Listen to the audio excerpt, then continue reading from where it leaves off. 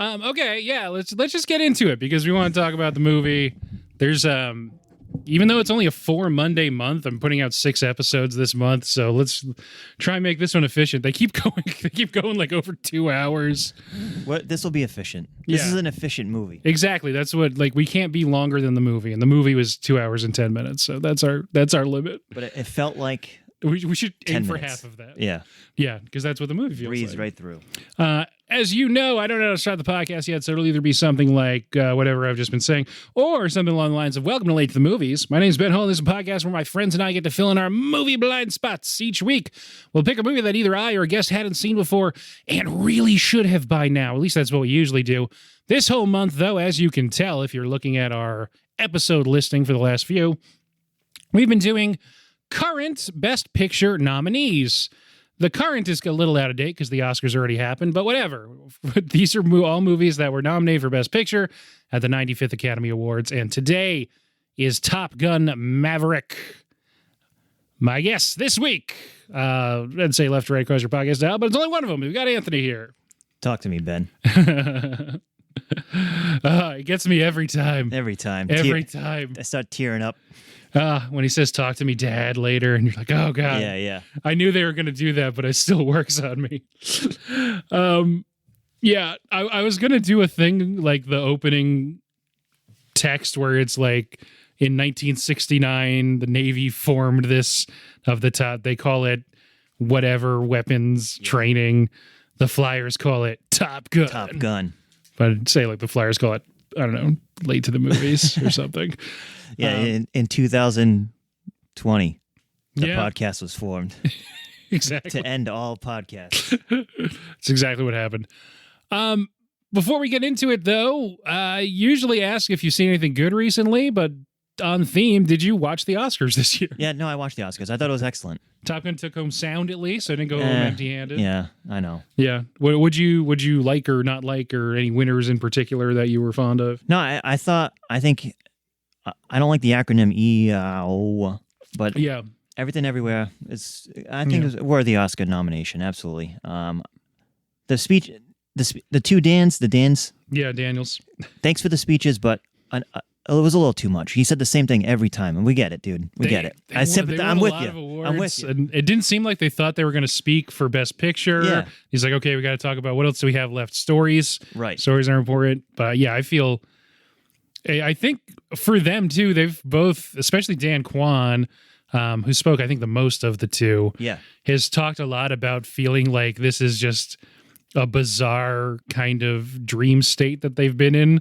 Yeah. This is only their second feature movie that they've made together, and all of this stuff is happening, and they're, only in their 30s, and they just accomplished more than I think literally any other filmmaker in history. They're good. Yeah. They deserve a ton of credit. So just like from their standpoint, you kind of feel for them because like, okay, what do you say? Like, wow, you guys really, really liked us. And now we have to, I guess, follow this up for the rest of our lives. But by the third time, it's like, all right, a simple thank you is enough. You know what I mean? And we don't need the whole stop story again. Yeah. I don't know. Maybe that's a controversial take. I apologize. It's a little old man yells at cloud, but right. There's old men in clouds in this movie, though. I was really happy for Jamie Lee Curtis. The excitement on her, that was excellent to see. The performance it's fine for me. Compared to the other ones, I liked other people more, but I think certainly not a weird winner for someone who's been around for 4 decades making movies. So I did think I didn't see The Whale, so I can't really comment on Brendan Fraser, but I really think Bill Nighy was robbed. There was in the voting that we did online, there was a lot of love for Living and for Bill Nighy in particular. Yeah. I didn't see The Whale. Online, it seems like people are pretty anti-Whale, but pro Brendan Fraser. Yeah. But a lot of my friends that have been on the podcast, they really liked The Whale. So, grain of salt for all the hate that it gets. Sure. People that I know that have actually seen it said that they liked it. So there's your grain of salt. I feel for him too in his speech, but it's not like he made some excellent movies. I don't know what happened to him. Whatever happened to him, but Encino Man, I mean, two Encino Man actors won acting awards between him and Ke Huy Quan, who has that's a right, very, that's very right. small Yeah, part in Encino Man. Not Pauly Shore. Not Pauly Shore. No. It's hard not to associate the two of them together, though. It's a little hard, yeah. Yeah, he was like sexually assaulted at a party by the president of the Hollywood Foreign Press Association, who does the Golden Globes. Pauly Shore was? Brendan Fraser. Oh, okay. And he Know that. brought it up Yeah. publicly and got blacklisted for it and basically didn't work for like a decade. Yep. So that's like the comeback story that's happened and stuff. And Okay. When I think the Hollywood Foreign Press, that's very unique then. yeah. And that's why Brendan Fraser didn't go to the Golden Globes this year. Right.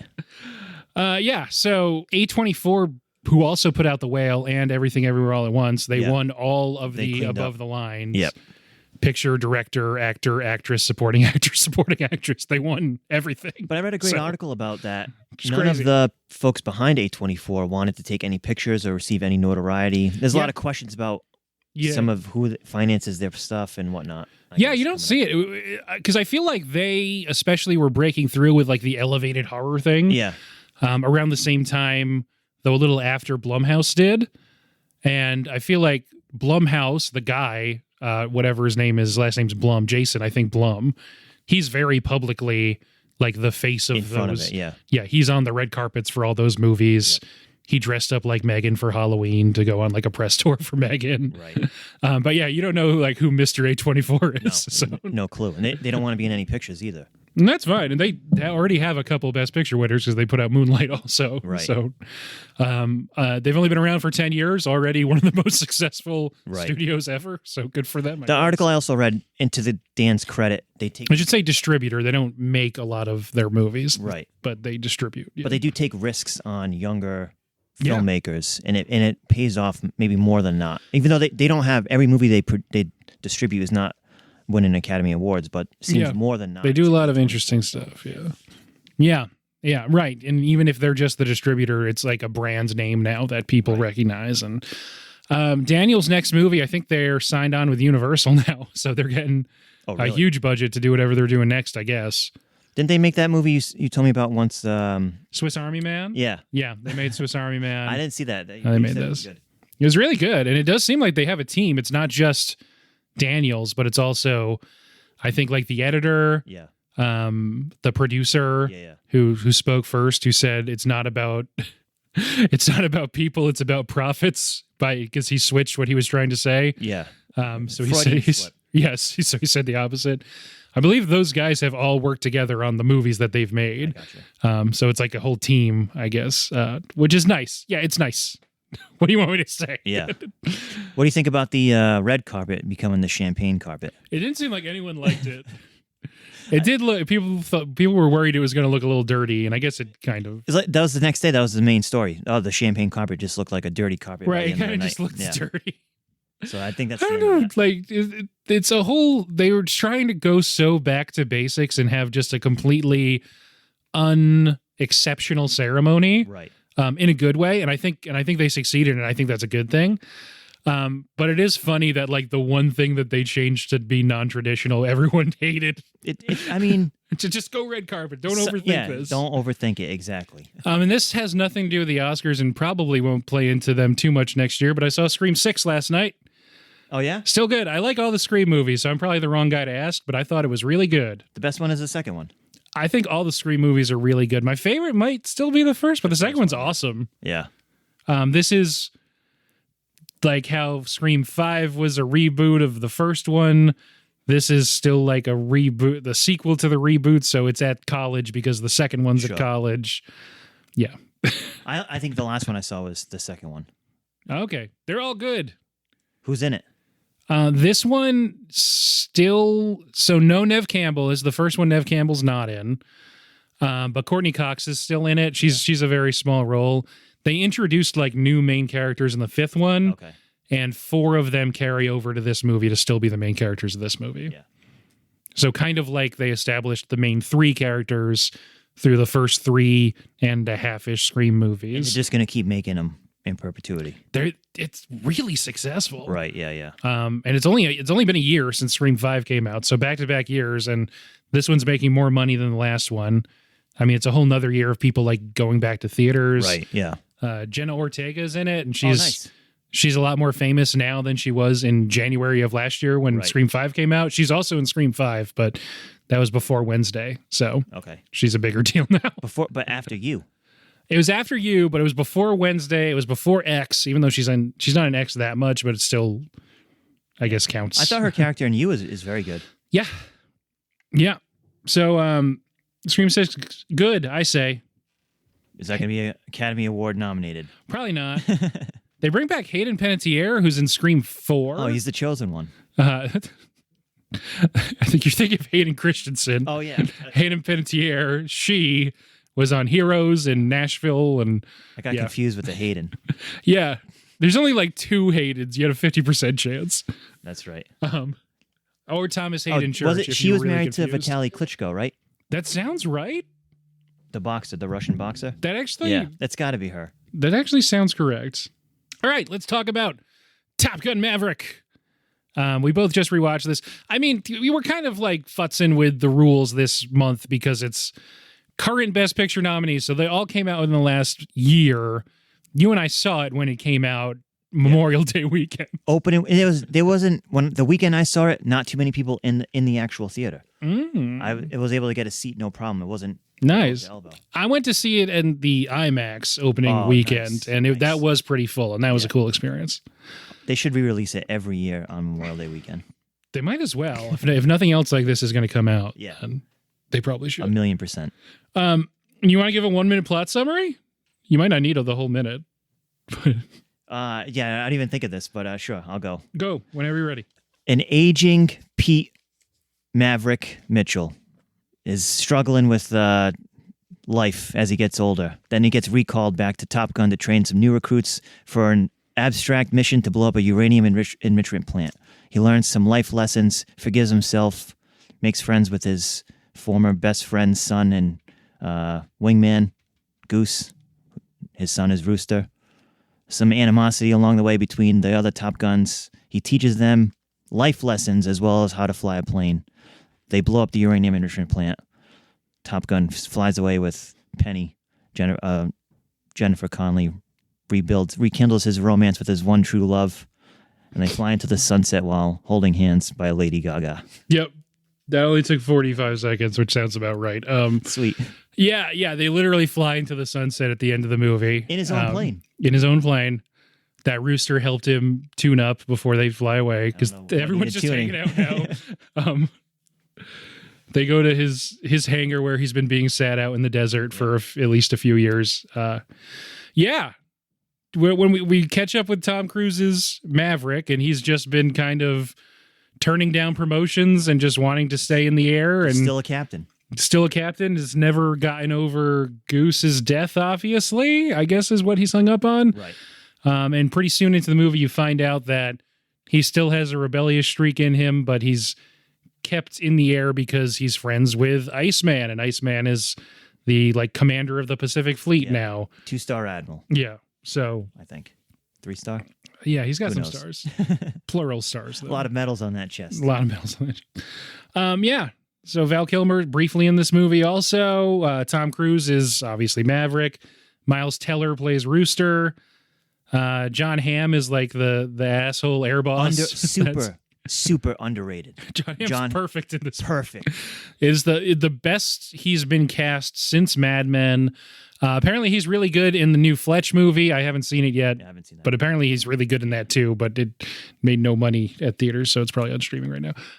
Bill Pullman's son? Bill Pullman's son, who looks like Bill Pullman. Yeah.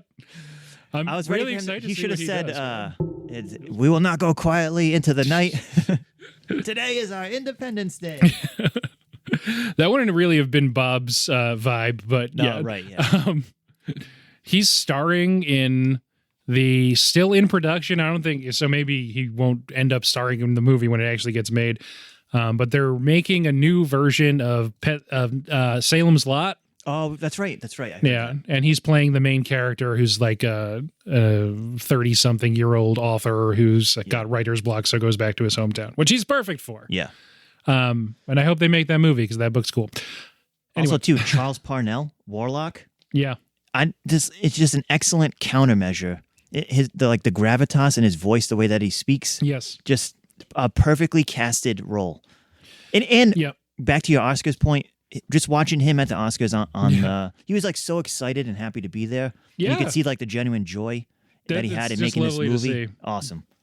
Yeah, that guy's great. Awesome. You mentioned Jennifer Connelly, and then the other pilots are all good too. Yeah, excellent. A bunch of people who Phoenix, Monica Barbaro. Yeah, and I was going to say there's a lot of people who are just in the background who apparently got super just like entirely cut out of the movie. There's at least like 4 other pilots that you see like in the football scene. Oh, right. That like kind of when they walk over when they're playing pool, when the pilots are all meeting up. Harvard, Yale, Omaha. Fritz. Yeah, right, yeah. Fritz is Manny Jacinto from The Good Place, who the internet loves, but he has literally no lines in this movie. Oh, I didn't know that. He's just in the background of, I think, 2 or 3 shots. Yeah. But Omaha is in a dogfight with Maverick. Yeah. They do show them sometimes.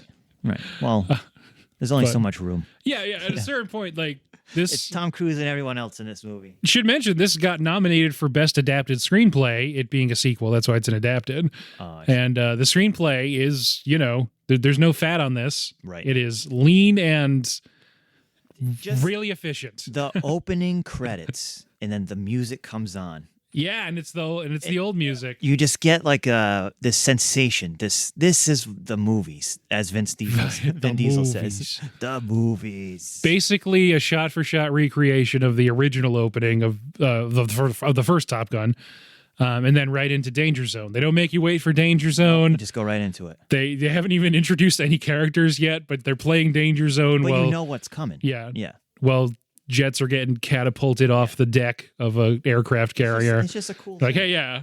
I remember watching it in theaters, like going into it, like, okay, it's a legacy sequel. They have to play the hits. Some point, someone's going to play Great Balls of Fire on the piano. Right.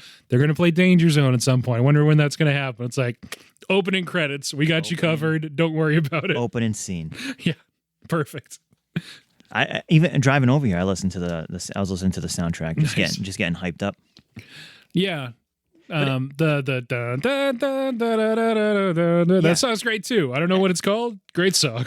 I know John Williams, legend, the GOAT. Yep. Right. 55 Oscar noms or whatever. And he's like 97 years old. Yeah. Steven Spielberg won't let him retire. Harold Faltermeyer and Hans Zimmer, close number 2. Very, very close. This might be one of the best soundtracks, actually opening themes to any movie of all time.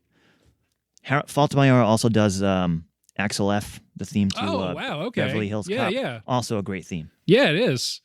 It's a perfect match to this movie. Yeah. And to the first movie. Just good shit. The enemy is still nameless and which is fine. Regionless. Preferred, yeah. Yeah. It works for me. It works. Yeah. This is obviously like a discussion online, like, ooh, who's it supposed to be? It's like, don't worry about it. Yeah. Stop thinking. Yeah. You're thinking too much. It's Top Gun. I think that's the thing about this movie, too, is that people got wrapped up in a lot of the... Yeah. They try to make it too much as in real world stuff, but it was delayed for 2 years by COVID.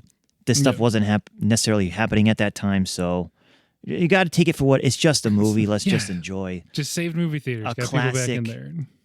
As Steven Spielberg told Tom Cruise, "You saved the movies." Yeah, he did.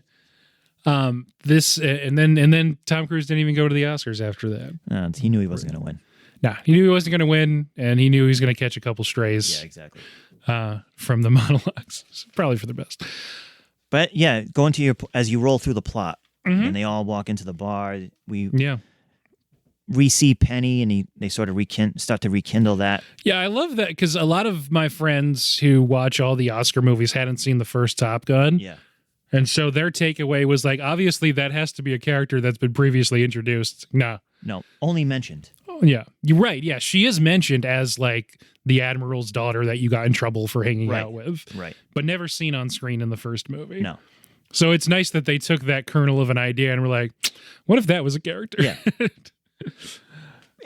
And she has a good backstory. Like Yeah. her father was an admiral, and he broke her heart, so that he sent him to the desert to like, you're never going to get promoted under me, and Right. whatnot, right? So they build it up. It's good enough for me. Yeah. Did you care that Kelly McGillis isn't in this movie? No, If it doesn't matter. It doesn't. If matter. you watch Top Gun, it does make sense that her and Maverick didn't end up like staying together, right? Because like they were kind of an odd match in that movie too, Right. I would have liked to have seen Meg Ryan. Yes, it feels like I don't know if they ever say definitively, but it feels like her character is not alive in this movie. You know? Yeah, you get that impression, but you get the impression that she's not, because he says he wanted him to hate him, not resent his mother too, or something. Yeah, and it seems like at some point, kind of like how she sort of parachutes in Top Gun 1, right? Not literally, but just like into the plot. Seems like she could have like popped up for a scene or two to pep talk or whatever. I mean, you didn't need it. You didn't need it. But you could have done that if you wanted Meg Ryan to be in this movie. Right. But I don't need any of that. This film, you don't need much because it has No. exceptional villains. It has great characters. Has a very likable protagonist. Just you know what I mean? Well, excellent chemistry too between all the cast. Yeah, it is. It is really good chemistry. I don't know if we've mentioned Glen Powell yet, who plays Hangman, but he's fantastic. He auditioned for Rooster. Yeah, and he didn't get it. Then they called him back like 2 days later and like, we think you could do this though, and it is. I mean, they're not wrong. He's perfect. And then he's in another aviation movie called Aviation or something like that. Yeah, he's in the Hudner movie. Yeah. It's like The Aviators or something like that. Devotion. Yeah. Aviation, Devotion. I got that show Yes. right. The only one thing I'll say about this plot. The only thing. Yeah, we really haven't talked about the plot that much. It's the same plot as Star Wars: A New Hope. Yes, it is. You have to fly. They have to hit. It's literally what are you in the Death Star? You have to fly down this tiny canyon. A trench run. Right. Yeah. The SAM sites are the laser cannon turrets, towers. yeah, right. Yeah. And then there's enemy fighters just lingering off in the distance, like Darth Vader and some TIE fighters. The missile lock system doesn't work, and you have to, quote unquote, use the Force to hit a target 3 meters wide, like shooting a wombat in Tatooine. Yeah. Or whatever it's called. Yeah. He bullseyes a womp rat. Yeah. It's the same thing. But they elevate it because they have to do it twice. Right. They have to hit the impossible shot twice. Yeah. But yes, the second time the lasers, because it's dead-eyed and he can't get the laser sight on it, so he's got to do it blind. So he uses the Force. He uses Goose. Yeah. Talk to me, Dad. Right. And He hits it. He uses a Force Ghost. Bullseye. It's Obi-Wan in his ear. Right. No, it totally is. I said, it's great, watching it in the theater, I'm like, this is Star Wars.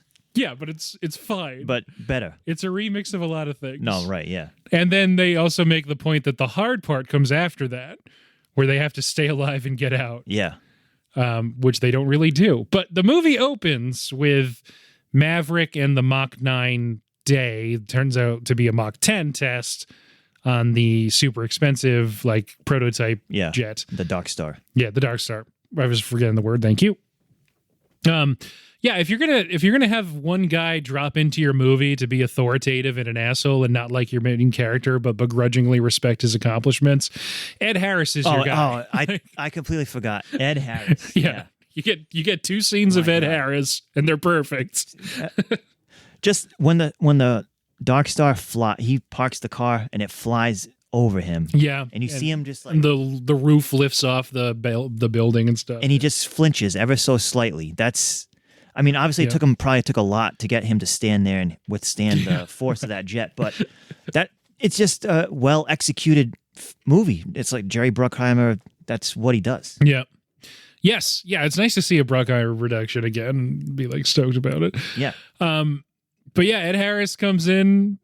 He's just he's playing Ed Harris. Delivers. Basically. Just delivers. You can picture the most like the most lines anyone's ever had on their face in this movie. Right, yeah. But so weathered and just, being Ed Harris. I love this whole sequence is great where he's pushing it and Hondo's in like, flight command or whatever. Yeah. I'm not going to know any of the terms. I'm sorry. Yeah. And he's like, oh, did anyone offer you a coffee yet? And they're kind of like, Oh, this is where we lose comms. Oh, yeah, comms is bad. It's called Earth Bulge or whatever.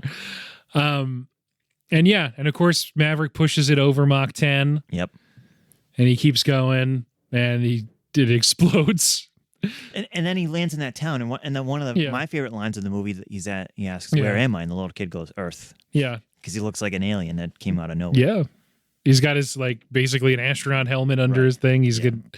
He was wearing his flight suit was black anyway, but it looks like he's burned up and his hair's crazy. And that little kid says Earth in such a weird way, but it's effective. Yeah. He says like Earth. Yeah. He goes, You're like, I get the. He's eating some Fruit Loops. Yeah, he was eating Fruit Loops. Poor kid.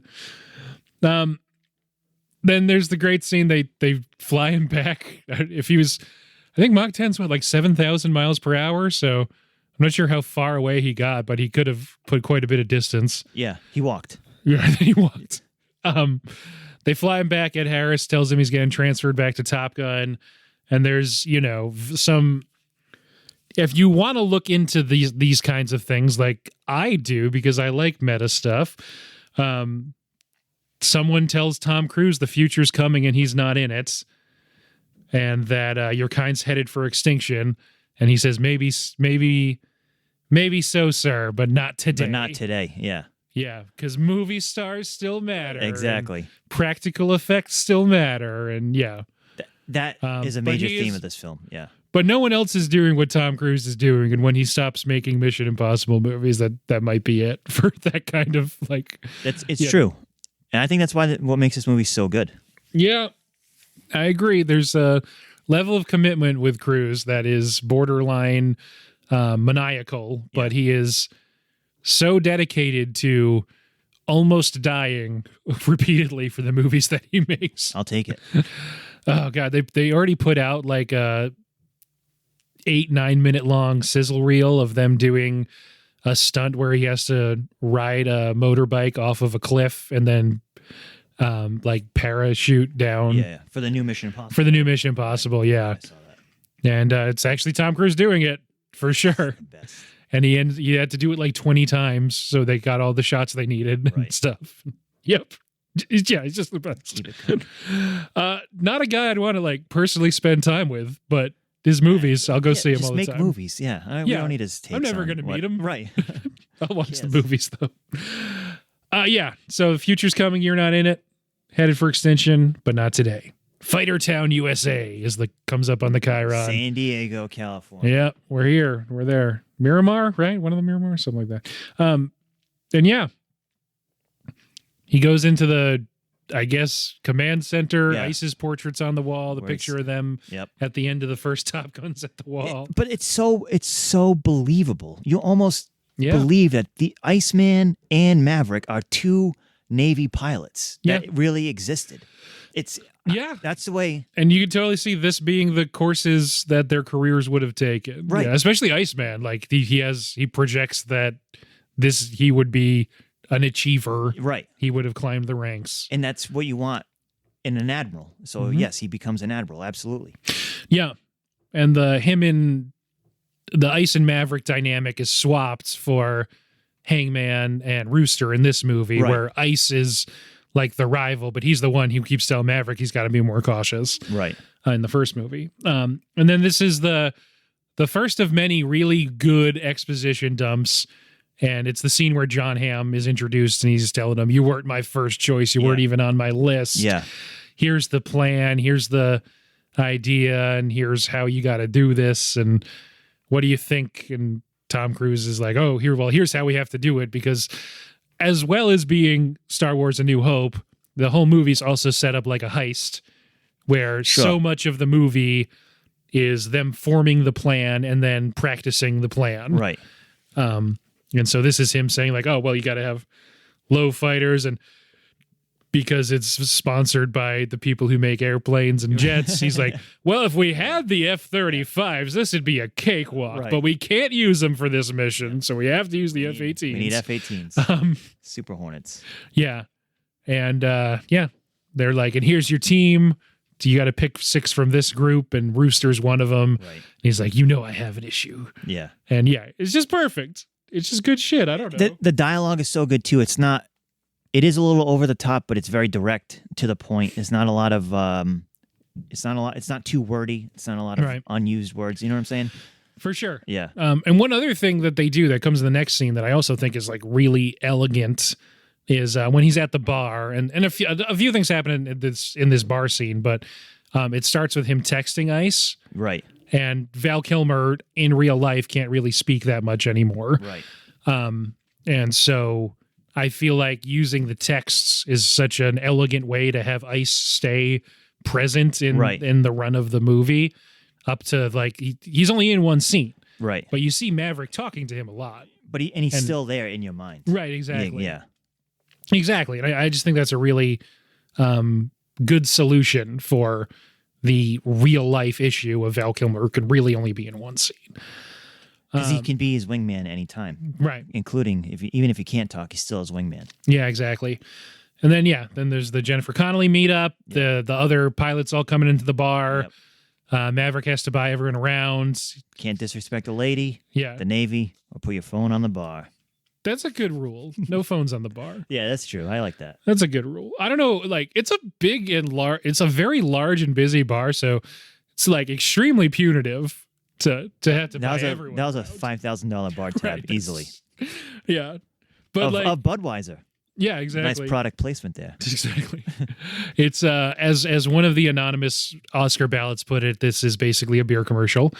That's true. It's not wrong. And then all the fighters, they've got their kind of friendly jabs and rivalry thing. Yep. The Great Balls of Fire part happens. Like, would these millennials really be into Great Balls of Fire? Probably not, but we'll allow it. Or not even Slow Ride by Foghat. Right. Yeah. That's Hangman plays that on the jukebox. That's not even the only reason why most people might know that is from like Guitar Hero or something. Right, yeah. That was like classic rock when the first Top Gun movie came out. Yeah. So, well, it wasn't it was rock. Right. Not the classic. Not quite classic yet. Yeah. And then it's good. It introduces all these character dynamics. You get the flashbacks to Goose's death and to Meg Ryan telling him that he the nostalgia really pulls on the heartstrings there. Yes. Tom's looking in the bar. Great Balls of Fire. Miles Teller looks exactly like Anthony Edwards. Exactly like him. What a makeup job. I'm surprised this movie wasn't nominated for makeup or didn't win the Academy Award for that. The Whale won the Academy Award. Elvis was tipped beforehand, but it walked away with nothing on the night. But just to focus on the makeup a little bit, even when John Hamm or Parnell, their character, there's little beads of sweat. They're always sweating, even in the middle of the day, probably in an air-conditioned room. Yeah. But just like that dramatic effect, I thought it was so perfect. It's just a well-made movie. Yeah. It's just so well-made. And then you go directly into the scene where Maverick is addressing the pilots for the first time. Yeah. You could really like, oh no, that's the guy we were fucking with last night. Just take out Maverick and put in Kelly McGillis. Same exact scene. Same scene. We've been laughing about this a lot in the other podcast, but this being nominated for best screenplay, Maverick literally throws the manual in the trash. Right. Yeah. It's like, perfect. Yep. A+, love it. And then they go right into the Won't Get Fooled Again sequence, which is great. When he's like, all right, we're going to go out there today and you're going to show me what you can do. And he's just like knocking everyone down. They got to do the push-ups. But to your point, that sequence, the music is like the intro to that song is playing. Yeah. And then he splits the two and then I felt like, what is it, CSI? You know what I mean? Yeah. Was that CSI Miami? Which CSI was Won't Get Fooled Again? I don't know off the top of my head. It was one of them for sure. It's CSI Miami, yeah. Because I always remember that show because Horatio. Yeah, with the sunglasses on. He'd always have some stupid quip like. Yeah, and then Roger Daltrey would scream. Yeah. This body's cold. but not cold enough. And then the glasses would come on. Yeah, exactly. Yeah, exactly. That's that whole sequence is awesome. Yeah. And again, like at the bar, you're just getting really efficiently. Here's every character's deal. Hangman's gonna leave you holding the bag or whatever. Like he's gonna hang you out to dry, is what they say. Right. Yeah. Rooster's gonna like save you, and like, and now you know something about Rooster, Right. and everyone's doing the push-ups, and yeah, this sequence is incredible. And then it ends with Rooster and Maverick doing like the Cobra maneuver Yeah. and spinning down, and Because he was inverted. yeah, Yeah. yep. Again, call back to the first movie. Exactly. Yep. And yeah, you get all the character dynamics in a really spiffy action package. It's brilliant. But Yep. then he goes below, they go below the hard deck, and that Yes, they causes do. John Hamm to be very pissed off. Yes, and he says, "I'm like taking direct control of all the parameters of this mission." Right. And he says, including the hard deck, and he's like, especially the hard deck. And then he hands him a request to lower the hard deck. Brilliant. And Warlock's Rebel. like, you got to work on timing, bro. And like you said, yeah, everyone's perfect. Like Warlock and Yeah. so effective in just a couple lines here and there. And then, yeah, he goes right into the sailing scene where they have like the melody of the Lady Gaga song. Yeah, and- that was okay. I don't know if It that doesn't was do really. anything for you? It does, but it sets up a good dialogue line when he says, she Yeah. says, I thought you were in the Navy. Yeah. And he said, I only land on boats. I don't Yeah. sail, I only land on boats. Yeah. Yep. It's, I don't know, it's just good. It also seems like they couldn't have cheated that. It feels like they're actually on that. Well, because he Sailboat? slips. I'm just assuming I didn't actually read this, but Yeah, he same. slips and falls, and she goes, "Oh, you okay?" And I don't feel like Yeah. that was really part of that wasn't scripted. Right, yeah. It seems because like they're showing there's a couple like wide shots that maybe it's body doubles or something, but when it's definitely Jennifer Connelly and Tom Cruise, you can see a lot of the boat. Yeah, They're controlling it. must be He's really like pulling the serious. ropes and shit. Like, and you got to wonder, like, did Tom Cruise insist, like, we're not cheating this, no green screen? I would assume Yeah. that Tom Cruise would say that. Yeah.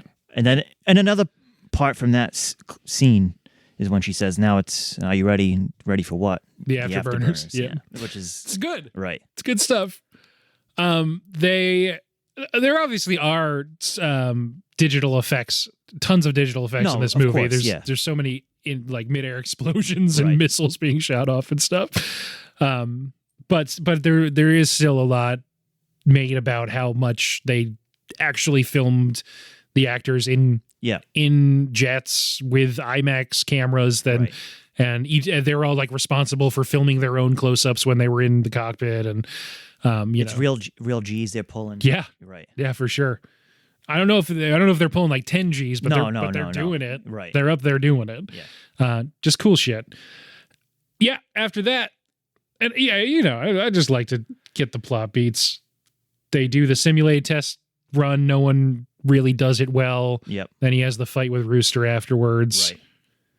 Right. But still, the dog fighting and well, no, they try to do the simulated thing, and Maverick he's simulating that he's the, sort of the already airborne 5th gen fighters. Yeah. And then they have the Coyote almost passes out from the G's.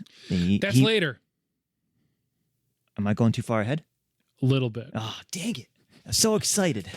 That scene's good. There's a couple things that happen in between. Go ahead. The Iceman scene and the football scene happen in right. between. Yeah, you're right. But yeah. Because they're doing just the simulated first leg. Right. And then a few other scenes happen, and then they're just like, well, we have to move it up a week, so now you're just working on the exit. Yep. And that's when they start like pulling way too many G's and Coyote passes out and stuff. But first is the Kilmer scene, and Kilmer's awesome in this scene. Yeah. It's such a bittersweet I mean, thing. Tom Cruise said that he teared up in real life when they filmed that. So. Yeah. And you see Cruise emoting.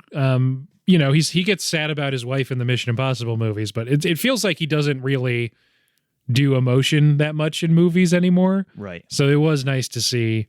I don't know. I think this scene's just really good. It's either very believable because they're two excellent actors, or they genuinely like each other that much, and it's just a reminiscing of like, this is how much time it has been 30 years. This is how much time has passed. Yeah. Val Kilmer is obviously very sick and doesn't have much long left. So it's it's just an excellent scene. You could see it in Val Kilmer's eyes that he truly believes in his character, and even Tom Cruise, like you just said, the killer instinct is in their eyes. It's just an excellent piece to that film. Yeah, I agree. I mean, you said it great. I can't say it any better. And Val Kilmer, even in that scene, even says, "Who? One more question. Who do you think is the better pilot?" So this is a nice moment. Let's not ruin it. Exactly. It's good shit. And they hug, and you believe it. I'm willing to bet that that's not even in the original script. That's sort of ad-libbed or maybe added on a little later.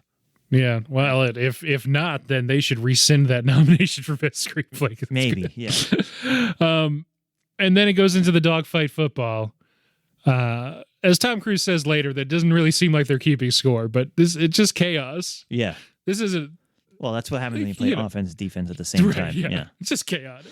But then John Hamm comes in, he's got to ruin all the fun. He's like, "What are you doing here? Why are we playing games?" We're building a team. You wanted to build a team. Told There's me to build your a team. There's your team. Then he walks away, and you're like, But why are they wearing jeans on the beach? Because they did in the first movie. That's it. That's the whole thing. Only Bill Pullman character wearing shorts and a t-shirt. Yep. And Hondo. You're right. Yeah.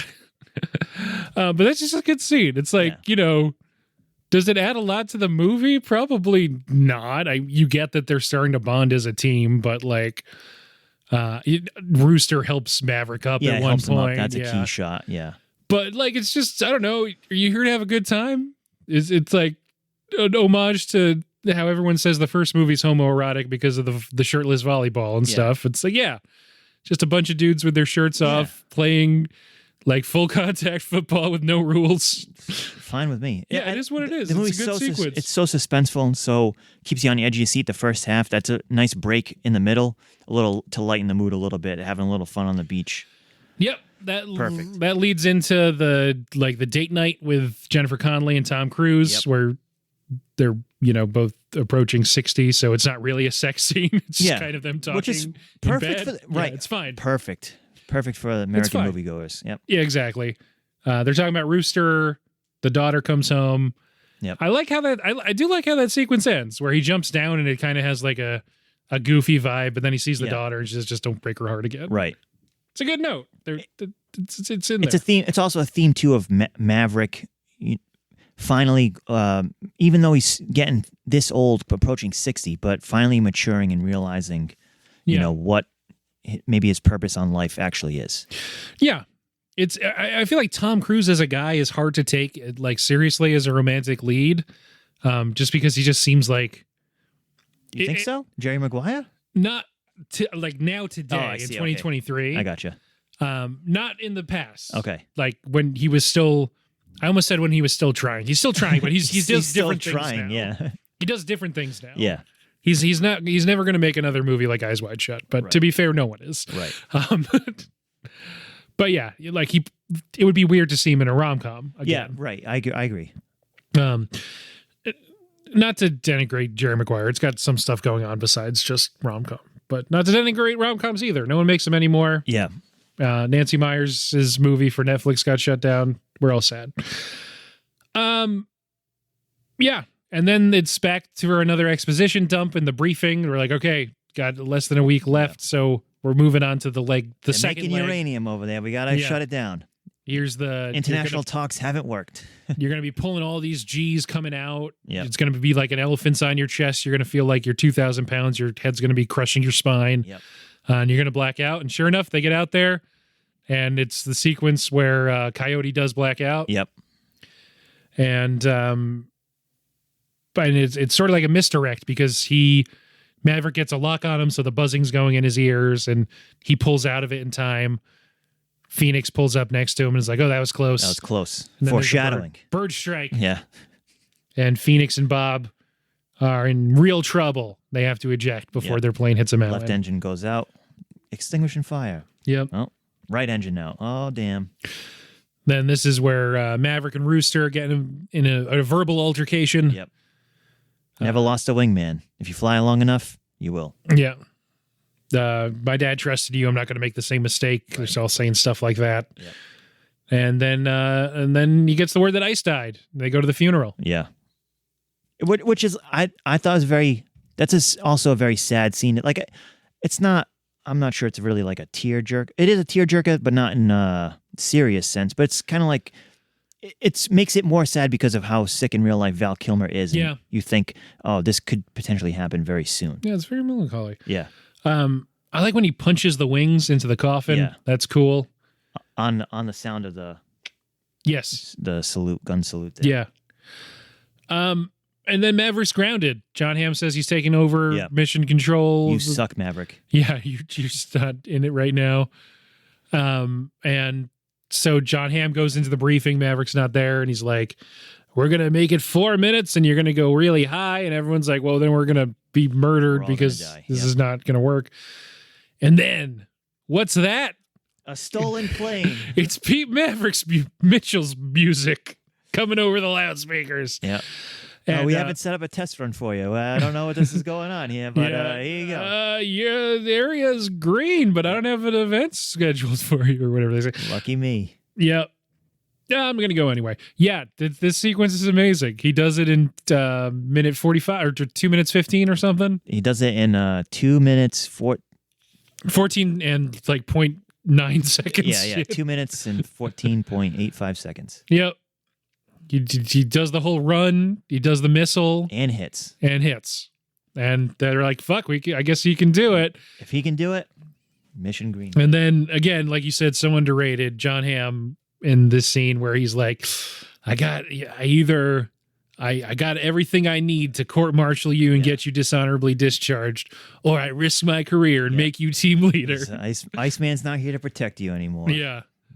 It's but great. I am. It's just like, yeah, he's doing the asshole boss thing. Yeah. Perfect. But even the look on Warlock, Parnell's character, is just like, let's go, baby, let's go. Maverick starts to answer. He's like, I think the Admiral was asking a rhetorical question. Yeah. And then it's the mission. The rest of the movie essentially is the mission. Yeah. It's in snow now, so they're, I like how this part's in snow. Yeah. I think it just looks nice. Yeah. They're doing the stuff. Rooster's falling behind, but then he says, "Talk to me, Dad," and then he like really turns on. Uses the force to make himself go so fast. Like when they're like going through the bridge. Yeah.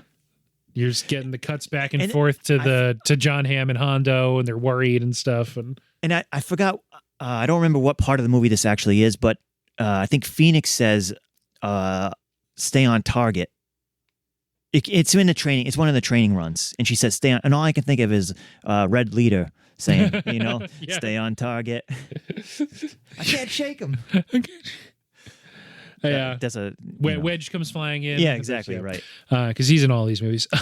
And then that's miracle number one. Maverick and Bob has missile or laser lock on it. Maverick drops it, and they get into coffin corner. They start pulling out.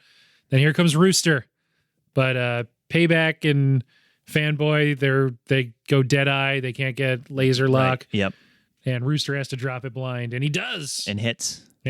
That's miracle number two. Miracle number two. Yeah. Again, it's like a heist movie. I love that they set up like we need 2 consecutive miracles. Yeah, right. And then literally later they say, and that's miracle number 2. Never a doubt. Never a doubt.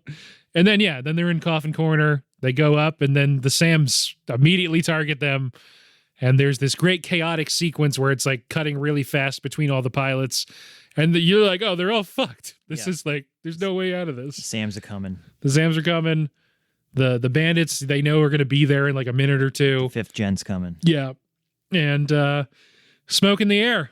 And it's, they're all doing defensive maneuvers. They're sending out flares to head off the Sams. But then Rooster runs out.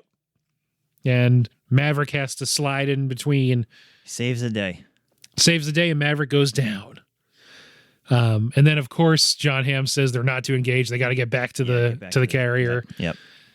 But then, obviously, Rooster comes back to save Mav and also gets shot. Well, Mav's got a Hind D coming after him. Yeah. Yeah. Which is like, yes, the enemy is nondescript, but who uses a Hind D? Interesting. I think, you could probably tell what they're getting at if you know equipment and all this shit. Then this section's interesting because it's almost like it takes a breath. You see Rooster, he ejected. He's landing in the woods. Maverick goes off running because it's a Tom Cruise movie, so he has to run for at least a certain amount of 30 time. seconds, yeah. Right, yeah. There has to be at least 30 seconds of running. And so he sprints into the woods in like pretty deep snow, but he's sprinting. Made it. Yeah, and they make it. He pushes him down. What were you doing? What were you thinking? You told me not to think. Yeah.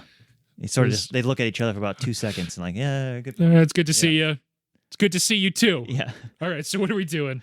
Let's go. And then this is like, it kind of like, I mean, the mood almost changes, but it's just the way that what has to happen for this movie. Miles Teller's character all of a sudden is very much like Goose. He's like kind of goofy now, and he's like sort of the comic relief of this section.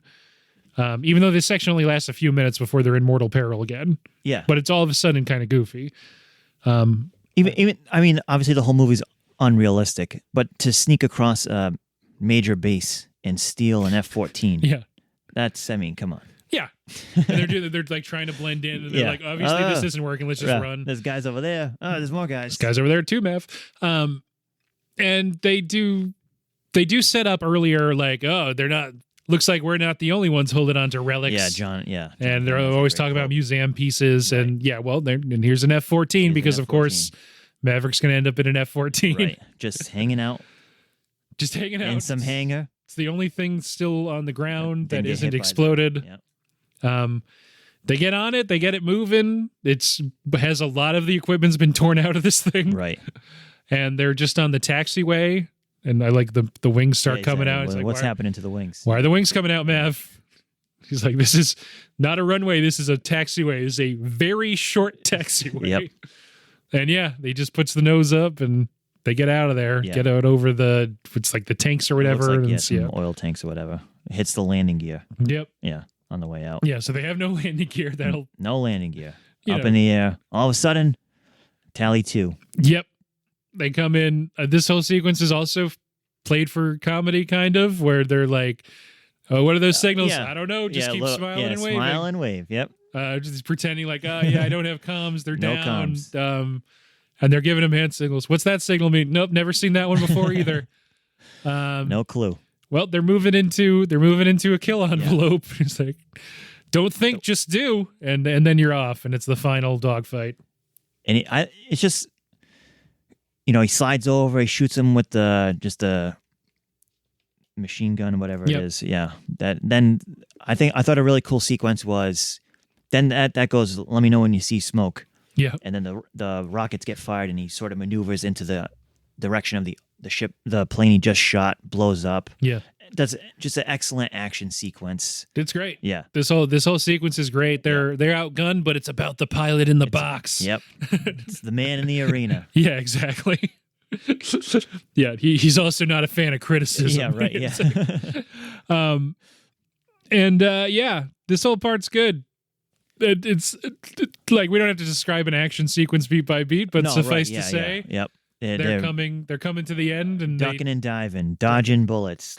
You got to go low, confuse their targeting system. They do a great job. Maverick gets a couple more confirmed kills. That's right. But just before you think all hope is lost. Yes. Maverick tries to do the same maneuver he did against Hangman and the training, pulling up into the sun. He's telling them to eject. The eject's not working. A throwback to maybe, is this Goose all over again? Right, can't eject. Yeah. He says, like, I'm sorry, stuck. Goose, under his breath. Yep. But then, boom, here comes Hangman. Here comes Hangman. This is your savior speaking. Yeah. And Glen Powell is perfect at this. Please put your trays in a upright in lock position and prepare for landing. Yeah. It's good. Watching that in the theater was just excellent. Yeah, excellent. It's great shit. Yeah. He goes back. They buzz the tower. Yep. They got to buzz the tower. The coffee spills on John Hamm. Yep. Because that Cyclone. Always has to happen. Yeah. And I like that they have to put out the cables to catch it on the deck. Yeah. That's good. Yep. And then, it's just applause and congratulations, and everyone's happy. And John Hamm gives a begrudging nod of respect. Yeah. Warlock, Cyclone, fist pump in the air. Yeah. Yeah. Then there's nice moments. You get the redux of the end of the first one with Rooster and Hangman. Yep. And they don't say you can be my wingman anytime, but they imply it with their emotions. Yep. And then it's the great moment with Rooster and Maverick, and they hug, and he says, "Thank you for saving my life" to Rooster. But before that, when Hangman saves him in the air, another piece of great dialogue. He says, "Oh, you look good, Hangman." He says, "I am good, Rooster. I'm damn good." Yeah. That's great. Yeah. I think more than half the lines that anyone says in this movie are then repeated later in the movie in a different context. Just like the original film. It's fine. This is what movies are. They're yes. Quotable. You're going to quote this for the next 30 years when the Top Gun 3 comes out. You know what I mean? So, I mean... And Tom Cruise as a 90-year-old is still starring in this. He's going to be Val Kilmer in the next one. Mm-hmm. Good work. Good work. I don't know if he'll let himself die in any of these movies. No Jeremy Renner was supposed to take over Mission Impossible over a decade ago. Yeah. How'd that work out, Jeremy? Thank God he didn't. I mean, he wouldn't be doing these things. No. But you're right. He wouldn't have done a Halo jump. Fallout was good. I don't know. Yeah. Yeah. Then it's the ending bits. These fixing up the plane with Rooster, Jennifer Connelly, and her daughter are there. Yep. They fly off into the sunset in a P-51 Mustang. That's a nice looking plane. It looks awesome. That's a good looking plane. There's only like 20 left. Oh, really? He's got one of them. Yeah. Nice. And he's actually flying that in that actual. Oh, cool. That's his actual plane, Tom Cruise, and he's actually flying it for the film. Yeah. I get what you mean now. That's really good. I'd love to hear that. Yeah. And then, they do the end credit thing where it's like you see the actual guy where it says their name and their call sign. Yeah. I love that. That's such like a retro thing, but it's perfect for this movie. Right. With the music playing, it's perfect for this movie. And I thought I think the song by Lady Gaga is excellent. I think it really fits the film, just like maybe Berlin sang "Take My Breath Away" in 1984, right? It's the same. Exactly. Same vein. For. Right, exactly. And it got nominated, unlike the Berlin song. It didn't win Best Song, but right. I thought her performance at the Academy Awards was excellent. Yeah. Stripped down, all, respectful tribute to Tony Scott, I guess. Apparently it was really good in the room. People were who watched it on TV were a little bit weirded out by how tight some of the close-ups were, right, yeah. which I get. Yeah. I think all night there was a lot more close-ups than I really needed, but whatever. We're not talking about that anymore. But yeah, I like that it's the actor name and the call sign. Yeah. So it's John Hamm, Cyclone. It makes it almost real. Almost real. Yeah. It's just as a whole piece, as a whole package, it's all cohesive. Right. It all works. Hits the high notes. It just works. Expertly put together. Yeah, and it gets the fuck out. And then leaves. Exactly. Yeah. Sometimes it just it is over 2 hours long, but it doesn't feel that way at all. No. It's a good movie. I like it a lot. Great film. Normally we set aside some time to do like themes and stuff, but it's Top Gun Maverick. What do you want? The theme is Tom Cruise is awesome. I think you can make it into something that it really isn't, but at the end of the day, it's just an excellent throwback to what the movies maybe were, sort of gotten away from a little bit with all superheroes and whatnot. It's just an actual summer blockbuster. Yes. Expertly executed. Are the first like real summer blockbuster since Endgame, I guess. Yeah, sure. None of the other movies that made it over whatever you want to say the mark is, $1 billion something, had actually come out in the summer since then. Spider-Man No Way Home was December. Avatar 2 was December. It's it was the number one movie in America on Memorial Day and on Labor Day. Yeah, it was in theaters for a very long time. Yeah, because they had nothing else. Right, exactly. They really had nothing else. The awards movies didn't come out till after Halloween. Yep. Avatar didn't come out till December. Yep. That's all they had. Saved movies. Tom Cruise and the Minions saved movie theaters. I think Spielberg did Tom Cruise save the movies? No, but the quote and the sentiment behind it still rings true. It's movie magic to be cliche. You know what I mean? This was a movie that other people involved, maybe a different studio, maybe a different star, would have come out on demand in 2020. The movie was done for years before it came out. Right. But Tom Cruise or at least the story is that Tom Cruise personally was pushing so hard for it to not come out until people could go see it in theaters en masse. And that gamble worked out. It ended up being, it's one of the top 10 something highest grossing films of all time. So I think worked out. I think $1.5 billion. Yeah, I can, people take time out of their day to listen to this. I can actually look up the number. Yeah. And I go, as we talked about before, and I go to the Dedham Community Theater a lot, and I know the owner of it, and he even said he tried to get it to be shown at that movie theater. And he really appreciated the fact that Tom Cruise did say, we're not putting this on streaming. This is going to be in a movie theater because the only way you should watch this movie, or at least at first, is in a movie theater. Yeah. So it ended at, well, maybe not ended is the right word, but now as of right now, it's number 12 all time. Obviously, Avatar: Way of Water surpassed it coming out afterwards, so it would have been 11 before Avatar, and just under 1.5 billion. So yeah, worth every penny. Pretty good stuff. Excellent. It should have been nominated. Maybe I don't know. I understand why it did get a lot of nominations. I think it should have won a few more. Winning for sound, I think, is on point. I mean, yes, it does sound great. It sounds excellent. Everything works. The soundtrack is excellent. The music is great. The jet engines obviously are so cool. It just works. Explosions.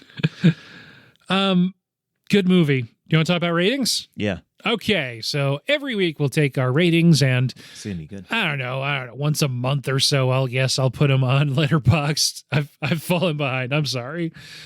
I'm checking what I gave it at the time because I want to go with that for my rating. Oh, you wrote this down at the time you saw it? Yeah, on Letterboxd. Okay. I would have written it down at the time. But yeah, so on any scale of your choosing, from 0.5 to 5, what would you give Top Gun Maverick?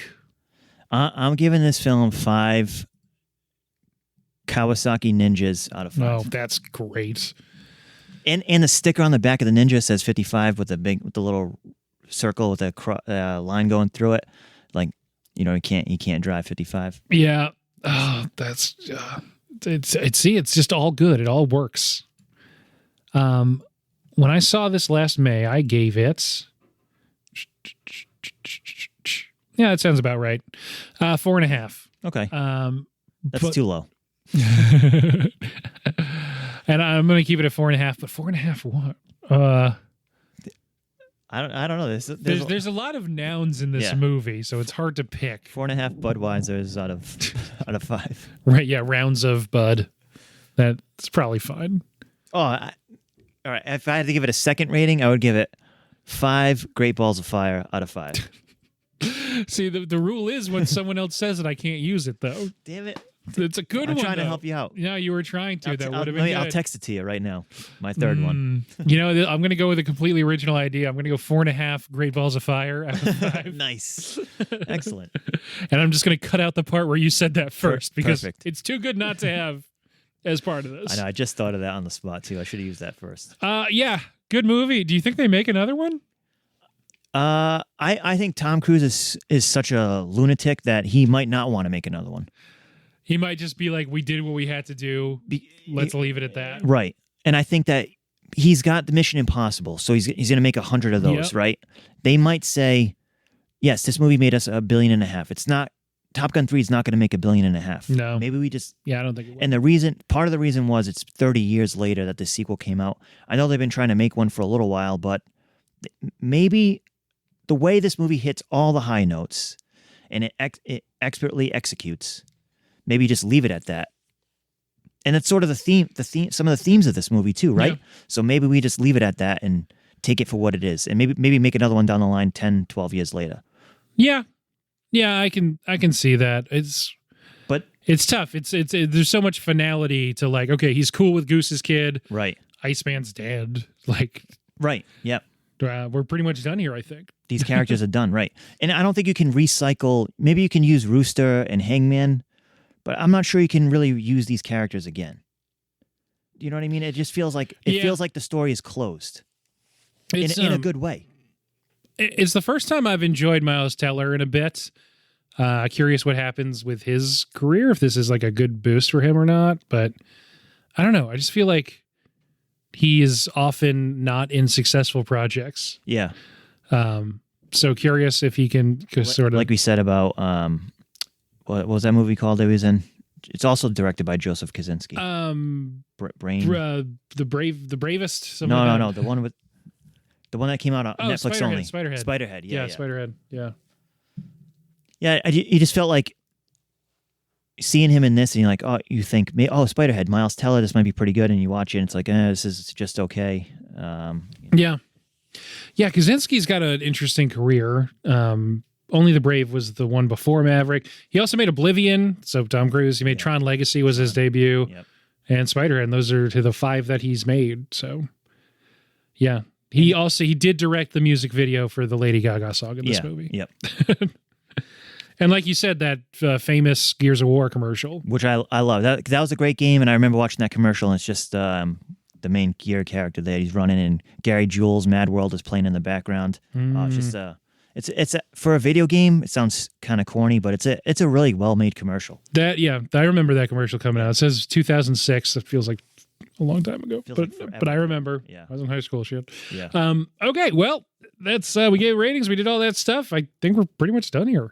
Yeah. Top Gun Maverick, good movie. You should watch it. It's easy. Watch it, buy it. I have the collector's cup with the the giant Coke, in a large popcorn. Nice. Anthony, thank you for being on. No, thank you for inviting me. This is great. This was a fun one. And you can catch us on Stitcher, Spotify, Apple Podcast, iTunes, Google Podcasts, Podbeans.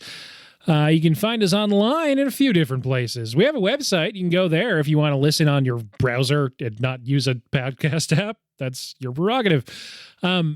Also, late to the movies _podcast on Instagram for all our fun posters, which I'm also behind on. Sorry. Maybe by the time this episode comes out, I'll have caught up, but maybe not. Hopefully. Yeah, we'll see. And you can also email Noah at latetothemovies@gmail.com. That just about does it. Buy a t-shirt, tpublic.com. Yep, tpublic.com. If you want to pick up any ladies merch, it's not just t-shirts. You can also get throw pillows, large tapestries, like 6-foot-long tapestries. Why would you want that? I don't know. But if you get one, send me a picture because I'd be really curious where you're hanging that up. And yeah, what's a fun on-theme way to end here? It kind of just ends. There's not like a final line in this movie. There isn't a final line, no. Yeah. But I mean, Ben, you could be my wingman any day. You can be mine. Thank you. See ya.